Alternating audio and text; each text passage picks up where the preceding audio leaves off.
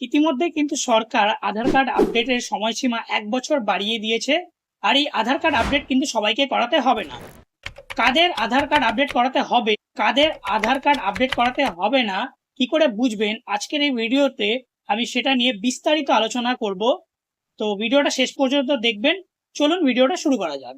আধার কার্ডের ডকুমেন্ট আপডেটের প্রয়োজন আছে কি নেই সেটা দেখার জন্য আপনাদেরকে যেতে হবে ব্রাউজারে গিয়ে সার্চ করবেন ইউডাই লিখে।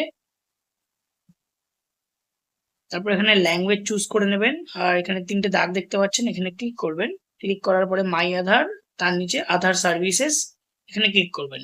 ক্লিক করার পরে ভেরিফাই আধার এবং নিচে স্ক্রল করে চেক আধার ভ্যালিডিটি, এখানে ক্লিক করবেন। তারপর এখানে নিজেদের আধার নাম্বারটি এন্টার করে নেবেন এবং খুব কেয়ারফুলি ক্যাপচা কোডটি ফিল করে নেবেন।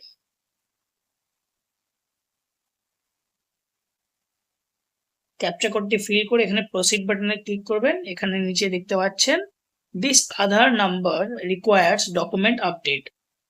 যদি এরকম লেখা শো করে তাহলে বুঝবেন আপনার আধার কার্ডের কিন্তু ডকুমেন্ট আপডেটের প্রয়োজন রয়েছে। আর যদি প্রয়োজন না থাকে তাহলে এখানে লেখা থাকবে যে ডকুমেন্ট আপডেট সাকসেসফুলি বা অলরেডি আপডেটেড।